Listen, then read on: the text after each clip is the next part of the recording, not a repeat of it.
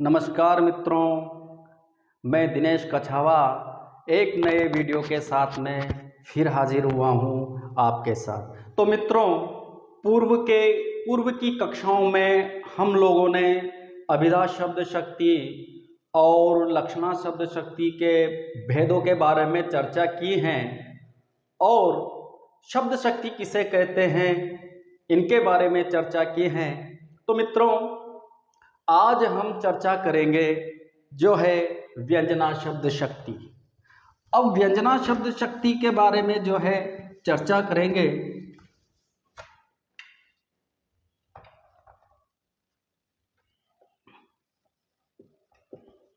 व्यंजना शब्द शक्ति। अब व्यंजना शब्द शक्ति किसे कहते हैं? जब वाचार्थ और लक्षार्थ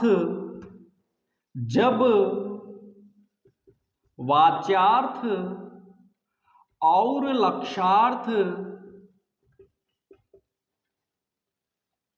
वाचार्थ और लक्षार्थ अपना अपना अर्थ बोध कराकर शांत हो जाए, अपना अर्थ बोध कराकर शांत हो जाए और जिस शक्ति से अन्य अर्थ का बोध हो और जिस शक्ति से अन्य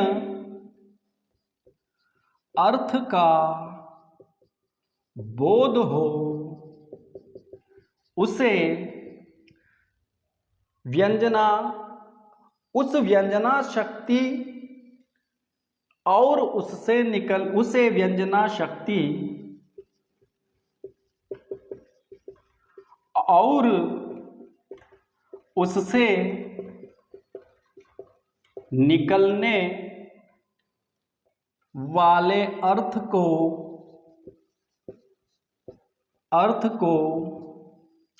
व्यंग्यार्थ कहा जाता है।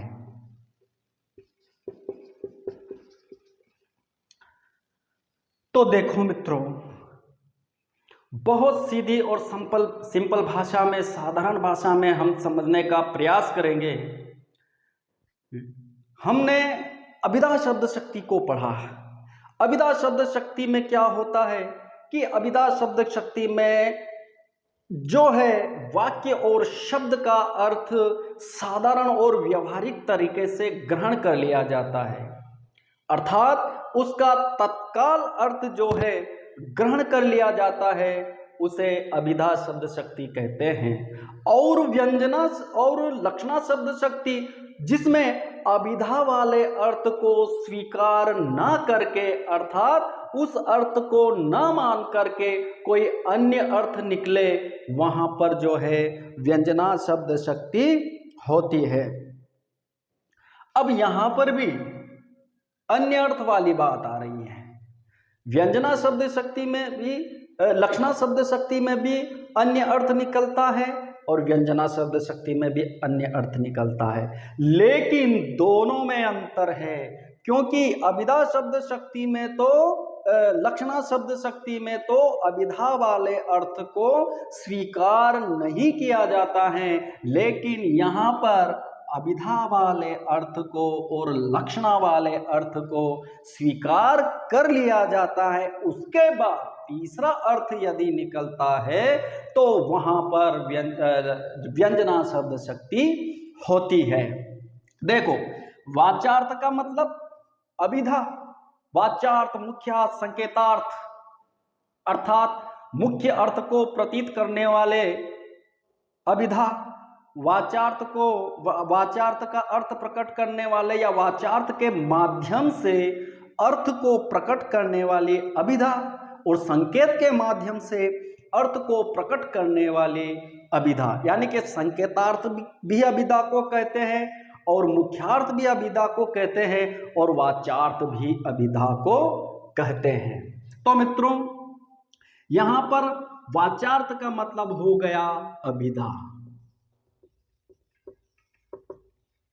और लक्षार्थ का मतलब हो गया लक्षणा, जो लक्षण के आधार पर अर्थ को प्रकट करे। ये जो दोनों है प्लस ये दोनों अपना अपना अर्थ बोध कराकर शांत हो जाते हैं, यानी कि व्यंजना शब्द शक्ति में अभिधा वाला अर्थ भी होता है और व्यंजन लक्षणा वाला अर्थ भी होता है। लेकिन लक्षणा शब्द शक्ति में अभिधा वाले अर्थ को स्वीकार नहीं किया जाता है, उसके बाद उसका तीसरा अर्थ निकलता है। लेकिन व्यंजना शब्द शक्ति में अभिधा वाले अर्थ और व्यंजना वाले अर्थ को स्वीकार कर लिया जाता है और स्वीकार करने के बाद तीसरा अर्थ यदि निकलता है तो यहां पर व्यंजना शब्द शक्ति होती है। तो वाचार्थ और लक्षार्थ अपना अपना अर्थ बोध करा करके शांत हो जाए और जिस शब्द शक्ति से अन्य अर्थ का बोध हो उसे व्यंजना शक्ति और उससे निकलने वाले अर्थ को व्यंग्यार्थ कहा जाता है। जैसे मान लिया जाए संध्या हो गई। अब मित्रों, यदि तीन बच्चे जो है संध्या काल के समय में घर से बाहर खेलते हैं और उन तीनों बच्चों को उनके मम्मी पापा उसे आवाज देते हैं कि बेटा संध्या हो गई। अब देखो, संध्या हो गई ये तो अभिधा वाला अर्थ है, यानी कि इसमें एक अभिधा वाला अर्थ भी है, क्योंकि अभिधा वाले अर्थ में क्या है कि अर्थ को तत्काल ग्रहण कर लिया जाता है। अभिधा वाला अर्थ साक्षात अर्थ की प्रतीति कराता है, ये वर्तमान पर निर्भर होती है। तो संध्या हो गई यानी कि इसका मतलब है अभिधा वाला अर्थ है कि संध्या का मतलब संध्या यानी कि शाम हो गई और वास्तव में शाम हो गई, तो यह तो अभिधा वाला अर्थ है। लेकिन इसके पीछे अभिधा व्यंजना और लक्षार्थ का अर्थ बोध करा करके शांत हो जाए। अब ये अभिधा वाला अर्थ तो यही शांत हो गया कि संध्या हो गई, यानी कि वास्तव में संध्या हो गई। ये अभिधा वाला अर्थ यही अपना अर्थ बोध करा करके शांत हो जाता है। इसके बाद अलग अर्थ जो निकलता है व्यंजना शब्द शक्ति उसमें होती है। तो देखो, अब संध्या हो गई के अर्थ अलग अलग है। व्यंजना शब्द शक्ति में जो है जो वक्ता है, वक्ता की ट्यून पर उसका अर्थ निकाला जाता है, और जो श्रोता है तो श्रोता किस रूप में उसका अर्थ स्वीकार कर ले ये श्रोता के ऊपर निर्भर करता है। और ज्यादातर जो भावनात्मक कविताएं होती हैं जहां पर समय की पहचान की जाती है या समय का बोध कराने की जगह पर जो है व्यंजना शब्द शक्ति का प्रयोग होता है। अब यहाँ पर तीसरा अर्थ मान लिया जाए कि ये तीनों बच्चे खेल रहे हैं और पापा ने कहा संध्या हो गई, तो एक ने तो इसका अर्थ लगाया कि मेरे घर पे जाके पूजा करनी है। संध्या हो गई तो उस लड़की ने या लड़के ने क्या अर्थ लगाया कि मुझे पापा घर पे जाके पूजा करने के लिए कह रहे हैं। एक ने अर्थ लगाया कि मुझे पापा जो है झाड़ू निकालने, घर पर झाड़ू निकालने के लिए कह रहे हैं, और एक ने अर्थ लगाया कि मुझे जाकर के जो है खेत पर जाकर के अपनी गाय और भैंस को लाना है। यानी कि वाक्य एक, अब ये उसकी ट्यून पर निर्भर करता है। मैंने कहा संध्या हो गई तो यानी कि बच्चे सोच रहे हैं कि यार शाम पड़ गई, मुझे घर चले जाना चाहिए, पापा डांटेंगे। और मैंने कहा बेटा संध्या हो गई तो यानी कि मुझे घर पे जा कर के जो है पूजा करनी है। तो यानी कि एक संध्या का मतलब यहाँ पर पूजा, व्यंग्यार्थ देखो, व्यंग्यार्थ छुपा हुआ है। एक संध्या का मतलब यहाँ पर पूजा करना हो गया है, एक संध्या का मतलब यहाँ पर जो है दीपक जलाना भी हो सकता है, झाड़ू निकालना भी हो सकता है, और एक संध्या का मतलब यहाँ पर जो है मुझे गाय भैंस लाना है। यानी कि व्यंजना शब्द शक्ति बोलने वाले की ट्यून पर निर्भर करती है। और श्रोता उसका किस रूप में अर्थ ग्रहण कर ले, यह श्रोता के ऊपर निर्भर करता है कि वो इस संध्या हो गई का अर्थ क्या निकाले। यह उसके ऊपर निर्भर करता है। कई बार मुझे घर पे जाकर के झाड़ू लगाना है, ये उसके ऊपर निर्भर करता है कि ये अर्थ वो ग्रहण कर ले, या मुझे घर पर जाकर के बर्तन की सफाई करनी है, तो ये श्रोता के ऊपर निर्भर करता है कि ये जो है ये वाक्य का अर्थ किस प्रकार से उसे ग्रहण करना चाहिए। तो इस प्रकार के वाक्य आते हैं। मान लिया जाए स्कूल में बच्चे को टीचर पढ़ाते हैं और टीचर लंबे समय से पढ़ा रहे हैं, 1 घंटे से, और 10 मिनट की रेसेस हो जाती है, तो वहाँ पर जो है टीचर कहते हैं, बच्चे कहते हैं सर घंटी लग गई।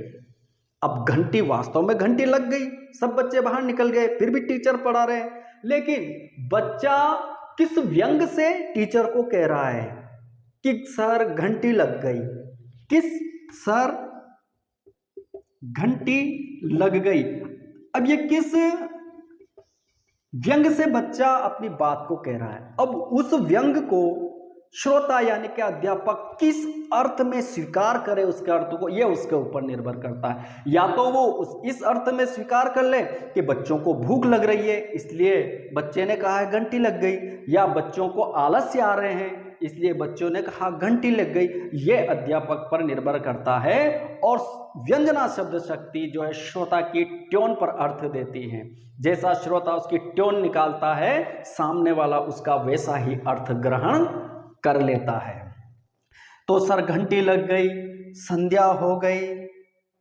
बहुत सारे कहते हैं कि अरे यार भोर का तारा उग गया, यानी कि जाग जाओ अब तो, उसके अंदर ये अर्थ छुपा हुआ है कि अरे 5 बज गई, यानी कि वो आपको जागने के लिए कह रहा है, वो व्यंग कर रहा है 5 तो बज गई हैं, ये तो अभिधा वाला अर्थ है भाई, 5 बज गई हैं, ये तो अभिधा वाला अर्थ है, क्योंकि वास्तव में 5 बज गई हैं, वास्तविकता है। लेकिन इसके अर्थ पीछे व्यंग्यार्थ क्या छुपा है कि अब तो जाग जाओ महाराज, 5 बज चुके हैं, यह इसका अर्थ निकलेगा, जागने के लिए उसका अर्थ निकलेगा। तो यहां पर जो है व्यंग्यार्थ शब्द शक्ति होती है। अब व्यंग्यार्थ शब्द शक्ति, व्यंजना शब्द शक्ति 2 प्रकार की होती है। व्यंजना शब्द शक्ति 2 प्रकार की होती है। एक होती है शाब्दी व्यंजना और दूसरी होती है आर्थी व्यंजना। अब शाब्दी व्यंजना, शाब्दी व्यंजना का अर्थ क्या होगा कि जहां पर शब्द विशेष के कारण ही, जहां पर शब्द विशेष के कारण ही, जहां पर शब्द विशेष के कारण ही व्यंग्यार्थ निकलता हो, व्यंग्यार्थ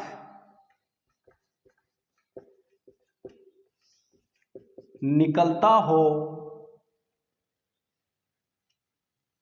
यदि उस शब्द के स्थान पर, यदि उस शब्द के स्थान पर अन्य शब्द रख देने से व्यंग्यार्थ न निकले, वहां शाब्दी व्यंजना शब्द शक्ति होती हैं। शाब्दी व्यंजना शब्द शक्ति जो है वहां पर होती है। अब यहां पर देखो, व्यंजन शाब्दी यानी कि शब्द के माध्यम से व्यंजना, जहां पर शब्द विशेष के कारण, यानी कि इसमें जो प्रमुखता होती है वो शब्दों की होती है। तो जहां पर शब्द विशेष के कारण व्यंग्यार्थ निकलता हो, अर्थात शब्द के कारण जहां पर व्यंग्यार्थ निकलता हो, और यदि उस शब्द के स्थान पर अन्य शब्द रख देने से, यदि उस शब्द के स्थान पर अन्य पर्यायवाची शब्द रख देने से, अनेकार्थी शब्द रख देने से यदि व्यंग्यार्थ ना निकलता हो, तो वहां पर जो है शाब्दी व्यंजना शब्द शक्ति होती है। जैसे कि चीर जीवो जोरी जुरे, चीर जीवो जोरी जुरे, चीर जीवो जोरी जुरे, क्यों न स्नेह गंभीर, क्यों न स्नेह गंभीर, को घटी ये वृषभानुजा, को घटी ये वृष भानुजा, क्यों घटी ये वृष भानुजा, ये हलदर के वीर, वे हलदर के वीर। अब देखो यहां पर शब्द के कारण व्यंजना निकल रही है, क्योंकि जहां पर शब्द के कारण व्यंजना निकलती है वहां जो है शाब्दी व्यंजना होती है। तो देखो जहां पर शब्द विशेष के कारण, यानी कि जहां पर शब्द के कारण व्यंजना निकलती हो, व्यंग्यार्थ निकलता हो, और यदि उस शब्द के स्थान पर अन्य शब्द यदि रख दिया जाए और व्यंग्यार्थ ना निकले, वहां जो है शाब्दी व्यंजना होती है। अब देखो यहां पर वृष भानुजा हलदर वीर शब्द आया है, क्योंकि यहां पर चीर जीवो जोरी जुरे, क्यों ना स्नेह गंभीर, को घटी ये वृष भानुजा, वे हलदर के वीर। अब इसमें वृष भानुजा की जगह अगर अपने शब्द को बदल दें, उस शब्द के स्थान पर अन्य शब्द, अब इसकी जगह जो ये वृष भानु सूता अगर कर दें और हलदर की जगह बलदेव कर दें, तो इसका व्यंग्यार्थ ही समाप्त हो जाएगा, फिर व्यंग नहीं निकलेगा।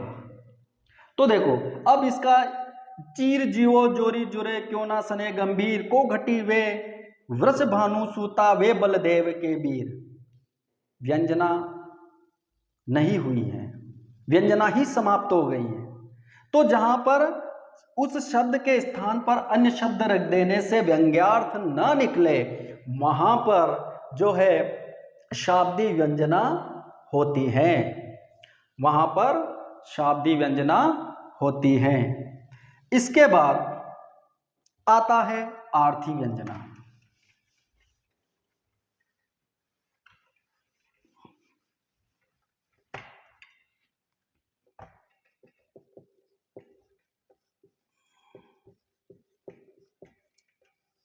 आर्थी व्यंजना जहां व्यंजना अर्थ पर निर्भर हो, जहां व्यंजना अर्थ पर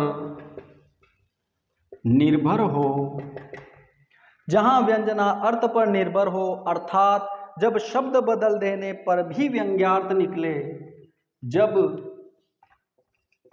शब्द बदल देने पर भी व्यंग्यार्थ निकले, वहां आर्थी व्यंजना शब्द शक्ति होती है। वहां पर जो है आर्थी व्यंजना जो है शब्द शक्ति होती है।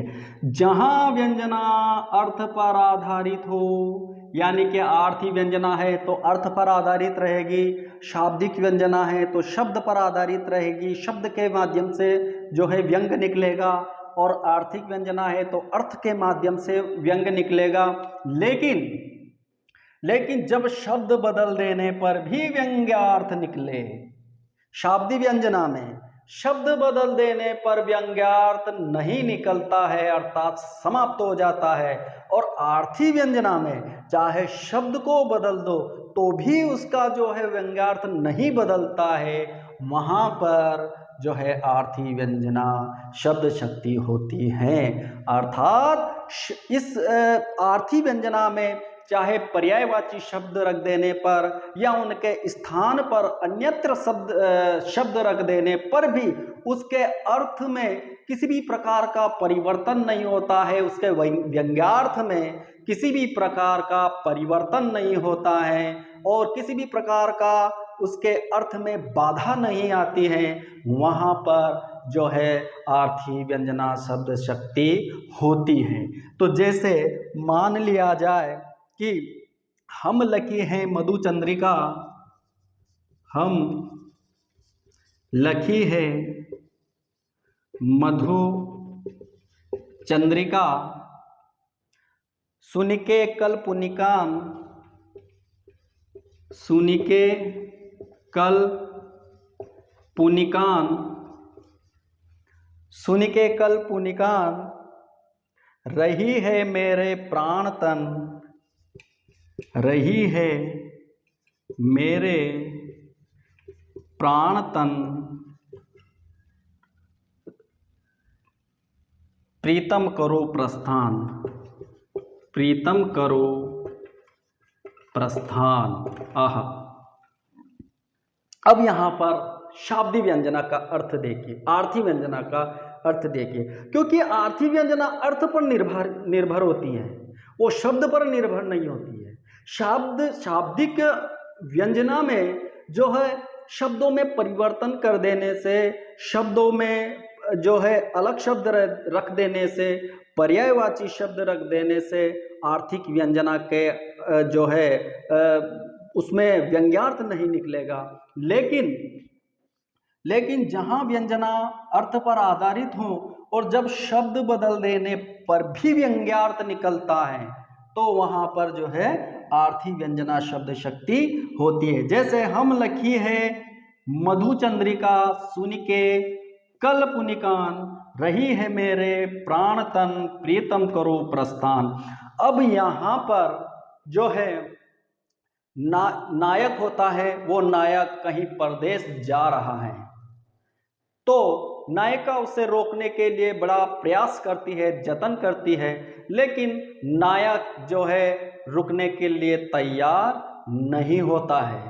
तो यहाँ पर नायिका व्यंग के रूप में क्या कहती हैं कि हम लकी हैं मधु चंद्रिका, कि हम तो चंद्रमा की शीतल चांदनी को देख करके जी बहला लेंगे, हम तो चंद्रमा की शीतल चांदनी को देख करके जी बहला लेंगे, सुनिके कल पुनिकान, और हम तो जो है पेड़ पौधों की पत्तों की अन्य प्रकार की आवाजों को, संगीत को सुन करके जो है हम जो है अपना जीवन यापन कर लेंगे। लेकिन रही है मेरे प्राण तन, है मेरे शरीर में बसने वाले प्रियतम, तुम तो जाओ, प्रियतम करो प्रस्थान, तुम तो जाओ। यानी कि अब यहाँ पर व्यंग के माध्यम से नायिका जाने के लिए नहीं कह रही है, उसने व्यंग किया है यहाँ पर, तो उसको रोकने के लिए ये व्यंग कहा गया है कि मैंने बहुत प्रयास कर लिया, तुम रुक नहीं पा रहे हो, तो जाओ, हम तो चंद्रमा की मधुर चांदनी को देख करके जी लेंगे, और हम तो संगीत सुन करके जो है अपना जीवन व्यतीत कर लेंगे। रही है मेरे प्राण प्रियतन, और रही मेरे प्राण आपकी बात, तो आप तो प्रस्थान करो, जाओ। अब यहाँ पर व्यंग्यार्थ किया गया है, यानी कि नायिका जो है रुकने के लिए कह रही है। तो अब इसकी जगह अन्य शब्द रख देने पर भी व्यंग्यार्थ वैसा का वैसा बना रहता है, तो आर्थी व्यंजना वैसी की वैसी बनी रहती है, अर्थ में कोई परिवर्तन नहीं आता है। जैसे कि चंद्रिका के जगह तुम चाहे चंद्रिका के और पर्यायवाची हो उसको रख लो, चाहे प्राण की जगह तुम आत्मा रख लो, जीव रख लो, या स्तन की जगह तुम शरीर शब्द का इस्तेमाल कर लो, प्रियतम की जगह तुम साजन शब्द का इस्तेमाल कर दो, और सखी की जगह सुन के और इसकी जगह तुम कुछ भी इस्तेमाल कर लो, एक अर्थ वो का वही रहेगा। हम लकी है मधु चंद्रिका, सुन के कल्पनिकान रही है मेरी आत्मा, शरीर प्रीत साजन करो प्रस्थान। यानी कि उसके व्यंग्यार्थ में किसी भी प्रकार का परिवर्तन नहीं हुआ है, उसके अर्थ में किसी भी प्रकार का परिवर्तन नहीं हुआ है। तो जहाँ पर शब्द को रख देने पर भी अर्थ में, उसके व्यंग्यार्थ में किसी भी प्रकार की बाधा नहीं आती है, उसके व्यंग्यार्थ में परिवर्तन नहीं होता है, वहाँ पर जो है आर्थी व्यंजना होती है। लेकिन अन्य शब्द को रख देने से यदि उस शब्द के अर्थ में परिवर्तन आ जाता है, उसका व्यंग्यार्थ खत्म हो जाता है, तो वहां पर जो है शाब्दी व्यंजना होती हैं। जैसे जब जब भी मैं जाऊं, जब जब पनघट जाऊं सखी,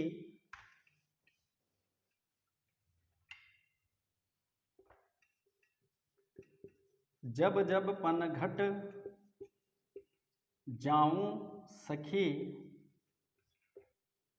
जब जब पनघट जाऊं सखी, वो जमुना के तीर, वो जमुना के तीर, वो जमुना के तीर, और भरी भरी जमुना उमड़ चलती, भरी भरी जमुना उमड़ चलती, इन नैनन के नीर।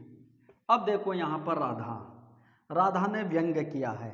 व्यंग्यार्थ यहाँ पर जो है अर्थ के आधार पर व्यंग्यार्थ निकल रहा है, अर्थ के आधार पर यहाँ पर जो है शाब्दी आर्थिक व्यंजना है। अब राधिका यहाँ पर कहती है, राधा कहती है कि जब जब पनघट पर जाऊं मैं, जब जब भी, सखी है सखी जमुना के तीर, कि है सखी मैं जब जब भी यमुना नदी के किनारे पनघट पर जाती हूँ, भरी भरी जमुना उमड़ चलती, इन नैनन के भी नीर, अर्थात मेरी आंखों से जो है आंसुओं की धारा बहने लगती है। ये इसका यहाँ पर अर्थ निकल रहा है। लेकिन राधिका जो यहाँ पर व्यंग क्या कर रही है कि जब जब भी मैं यमुना के तट पर जाऊं, किनारे पर जाऊं, यमुना नदी पर जाऊं, तो मुझे कृष्ण की याद आने लगती है। भरी भरी जमुना उमड़ चलती, अब जमुना तो उमड़ नहीं सकती है उसके आंखों में, अर्थात वो कहना क्या चाह रही है, तीसरा अर्थ कि मुझे कृष्ण की बहुत याद आती है। अब यहाँ पर सखी की जगह चाहे तुम आली आली शब्द का प्रयोग कर लो, या जमुना की जगह यमुना का प्रयोग कर लो, या नैनन की जगह नैन का प्रयोग कर लो, इसके अर्थ में किसी भी प्रकार का परिवर्तन नहीं होगा, किसी भी प्रकार का परिवर्तन इसके अर्थ में नहीं होगा। तो जब जब, अब इसका व्यंग्यार्थ क्या निकल रहा है कि श्री कृष्ण की याद आती है, किसको, राधिका को श्री कृष्ण की याद आती है। अब जब जब पनघट जाऊं अले, वो यमुना के तीर, भरी भरी यमुना उमड़ चलती, इन नैन के नीर। अब इसके शब्द में परिवर्तन होने पर, पर्यायवाची शब्द रख देने पर भी उसके अर्थ में किसी भी प्रकार का परिवर्तन यदि नहीं होता है, तो वहाँ पर जो है आर्थी व्यंजना होती है।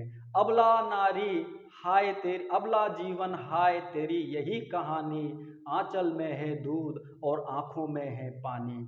तो यहाँ पर भी जो व्यंग्यार्थ किया गया है कवि ने उस कमजोर महिलाओं के लिए, तो यहाँ पर भी अबला की जगह किसी शब्द का इस्तेमाल करने पर जो है शब्द अलग रख देने पर भी परिवर्तन शब्द में नहीं होता है, वहाँ पर जो है आर्थी व्यंजना शब्द शक्ति होती हैं। तो मित्रों, ये थी शब्द शक्तियाँ, और आपको यदि पसंद आए हो समझाने का तरीका और नहीं आया हो तो आप कमेंट्स बॉक्स में लिखिए, ताकि मैं और बेहतर तरीके से समझाने का जो है प्रयास करूं।